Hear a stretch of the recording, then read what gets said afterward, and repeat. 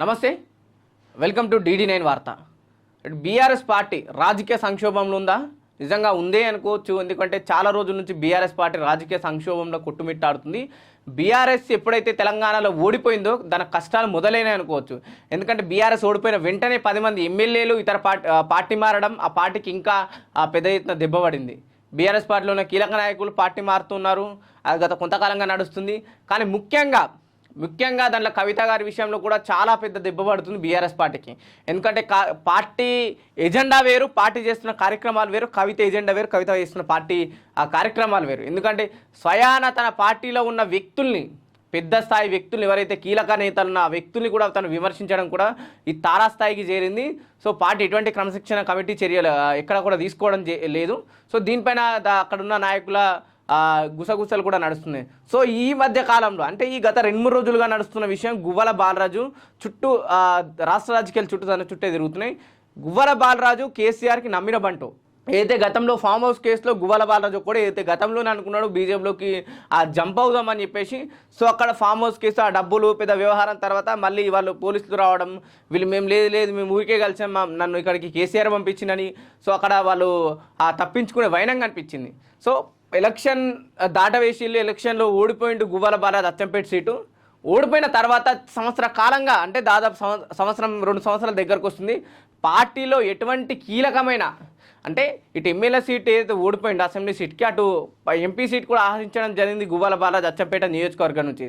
కానీ తనని కాదని కొత్తగా వచ్చిన RS ప్రవీణ్ కుమార్కి తను అటు బీఆర్ఎస్ పార్టీ ఎంపీ సీట్ ఇవ్వడం వల్ల గువ్వల బాలరాజు అలిగి సైలెంట్ అయిపోయిందని చెప్పేసి కూడా కొన్ని వార్తలు వస్తున్నాయి. ఇది ఇంతవరకు నిజము అయితే. సో గత సంవత్సరం కాలం కూడా ఎక్కడ కూడా బీఆర్ఎస్ గువ్వల బాలరాజుని కావచ్చు ఓడిపోయిన ఎమ్మెల్యేలను పట్టించుకోవడం లేదు కాబట్టి. సో గువ్వల బాలరాజు దాంట్లో ఎందుకు అంత ఇబ్బంది పడే అవకాశం వచ్చింది? ఎందుకంటే రీసెంట్గా డల్లాస్లో జరిగిన 25 సంవత్సరాల బీఆర్ఎస్ పార్టీ ఆ ప్రస్థానంలో కూడా పూర్తి స్థాయిలో పాల్గొనడం జరిగింది.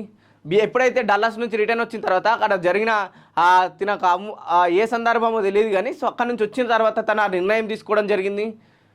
నేను పార్టీకి విధేయున్నే, నాకు పార్టీలో ఎటువంటి ఇబ్బంది లేదు, నేను దేశ రాజకీయాల్లో అంటే నేను ఇంకా ముందుకెళ్ళాలి, ఇంకా నా ప్రజలకు, నా బడుగు బలహీన వర్గాలకు నేను సేవ చేయాలని ఒక నిపంతో నేను పార్టీ మారుతున్నాను చెప్పేసి కూడా గువ్వల బాలరాజు చెప్పడం జరుగుతుంది. సో ఈ పూర్తి వ్యవహారంలో ఏదైతే గువ్వల బాలరాజు విషయంలో అక్కడున్న అచ్చంపేట స్థానిక కార్యకర్తలు, ఏదైతే బీఆర్ఎస్ పార్టీ కార్యకర్తలు కూడా అటు గువ్వల బాలరాజు పైకి తిరగబడ్డట్టు కూడా మనకు వార్తలు తెలుస్తున్నాయి. అంటే నువ్వు పార్టీ మారినావు, ఎవరిని అడిగి మారినావు? ఎందుకంటే నీ గెలుపు కోసం మేము కష్టపడ్డాం, నువ్వు అసెంబ్లీ ఎన్నికల్లో నిల్చుంటే మేము తిరిగినా, మాతో చర్చించకుండా నువ్వు ఎట్లా మారినావు, ఎట్లా పార్టీకి రాజీనామా చేసినావు అని చెప్పేసి కూడా బీఆర్ఎస్ పార్టీకి సంబంధించిన కార్యకర్తలు పూర్తిగా గువ్వల బాలరాజు పైన తిరగబడడం జరిగింది. అంటే ఈ వ్యవహారం అంతా ఇట్లా నడుస్తుంటే కొంతమంది ఇద్దరు బీఆర్ఎస్ పార్టీ నాయకులతో తను ఒక మీటింగ్ ఏర్పాటు చేయడం జరిగింది. సో దానికి అంతంత మాత్రంగానే బీఆర్ఎస్ పార్టీ కార్యకర్తలు రావడం తనని ఇంకా అయితే బాధ పెట్టిందని కూడా మనం చెప్పచ్చు. సో ఇది ఇంకోవైపు ఉంటే, మరోవైపు బీఆర్ఎస్ పార్టీ కార్యకర్తలు కూడా గువ్వల బాలరాజుకి వ్యతిరేకంగా కూడా ఒక మీటింగ్ పెట్టడం జరిగింది. అంటే అచ్చంపేటలో ముందు కార్యాచరణ ఎలా ఉండబోతుంది, ఏ విధంగా చేస్తే బీఆర్ఎస్ పార్టీ బలంగా నిలిచుంటుందనే ఒక విషయం కూడా అటు ఆ బీఆర్ఎస్ పార్టీ కార్యకర్తలు గువ్వల బాలరాజుకి వ్యతిరేకంగా కూడా మీటింగ్ పెట్టడం జరుగుతుంది. సో ఈ పరిణామాల మాట హరీష్ రావు రేపు గువ్వల బాలరాజు నియోజకవర్గం లేదా అచ్చంపేట నియోజకవర్గంకి హరీష్ రావు కూడా వెళ్ళడం జరుగుతుంది. సో అక్కడ ఉన్న క్యాండిడేట్ పోయింది కాబట్టి, సో నెక్స్ట్ ఎవరిని ఇన్ఛార్జ్గా పెట్టాలి, లేకపోతే ఎవరి ఆధ్వర్యంలో పార్టీ నడుస్తే బాగుంటుంది అంటే చాలా వరకు వినిపిస్తున్న పేరు అయితే RS ప్రవీణ్ పెట్టే అవకాశాలు ఉన్నాయంటే నిజమే, అవునే అనిపిస్తుంది. RS ప్రవీణ్ వల్లనే ఇటు గువ్వల బాలరాజు కూడా పార్టీ వీడినట్టు కూడా మనకు కనిపిస్తుంది. గతంలో ఫామ్ హౌస్ కేసులో ఏదైతే మేము పార్టీ మారుతున్న వార్తలు వచ్చిన తర్వాత వాళ్ళ భార్య లేకపోతే గువ్వల బాలరాజు అక్కడ స్పీచ్ ఇవ్వడం, మేము పార్టీ మారే అవకాశం లేదు, మన బ్లడ్లోనే లేదని చెప్పేసి కూడా అటు ఆ స్పీచ్ ప్రస్తుతం ఇప్పుడు ట్రోల్ అవుతుంది సోషల్ మీడియాలో. చూడలే గువ్వల బాలరాజు ఎందుకు పార్టీ మారాల్సి వచ్చిందని కూడా ఎక్కడ కూడా పూర్తి స్థాయిలో అక్కడ తను ఆ నిజాలు కూడా చెప్పడం లేదు. ఏమన్నా ఉంటే అంటే ఒకటే మాట చెప్తూ, నేను జాతీయ స్థాయిలో వెళ్ళాలి, నేను జాతీయ స్థాయిలో వెళ్తే అంటే నా పరిణితి ఇంతే కాకూడదు, నా రాష్ట్ర ప్రజలకు కావచ్చు, నా నియోజకవర్గ ప్రజలు, నా నమ్ముకున్న ప్రజలు, నేను వాళ్ళకి సేవ అందించాలి జాతీయ స్థాయిలో. అంటే ఇప్పుడు నాకు రాష్ట్రం పైన ఉన్న ప్రేమ ఇంకా మునుముందు జాతీయం పైన ఉన్న ప్రేమ నేను చూపించాలనుకున్నాను. అందుకే నాకు ఒకటే ఆ జాతీయ పార్టీగా బీఆర్ఎస్ పార్టీ సక్సెస్ కాలేకపోయింది, అందుకే నేను మరో పార్టీని ఎంచుకోవాల్సి వస్తుందని చెప్పేసి కూడా అటు గువ్వల బాలరాజు ఆ బీజేపీ పార్టీ ఎంచుకున్నట్టు మనకు తెలుస్తుంది. 9వ తారీఖున బీజేపీ పార్టీలో చేరుతున్నట్టు కూడా వార్తలు వస్తున్నాయి. కానీ ఆ గువ్వల బాలాజీ ఎటువంటి క్లారిటీ కూడా ఇవ్వలేడు. సో ఒక బీజేపీ పార్టీలో చేరితే అక్కడ వాళ్ళు రిసీవ్ చేసుకుంటారా లేకుంటే కేవలం కొన్ని ఇట్లాంటి వార్తలు వస్తున్నాయా చూడాల్సిన అవసరం ఉంటుంది. ఒకవేళ గువ్వల బాలాజీ ప్లేస్లో ఇంకెవరిని పెట్టే అవకాశం ఉన్నది. నిజంగా అచ్చంపేటకి కావచ్చు, లేకపోతే అక్కడ ఉన్న నాగర్ కర్నూలు ఆ పార్లమెంట్ నియోజకవర్గానికి పూర్తి స్థాయిలో జిల్లా అధ్యక్షుడు అటు ఆర్ఎస్ ప్రవీణ్ పెట్టే అవకాశం ఉన్నది అనే ఒక అంశం కూడా తెరపైకి వస్తుంది. ఎప్పుడైతే ఆర్ఎస్ ప్రవీణ్ అటు బీఎస్పీ పార్టీని వీడి బీఆర్ఎస్ పార్టీలోకి వచ్చారో పూర్తి స్థాయిలో అచ్చంపేటకి సంబంధించిన కావచ్చు, నాగర్ కర్నూలుకు సంబంధించిన విషయాలన్నీ ఆర్ఎస్ ప్రవీణ్ చక్కదిత్తుండు.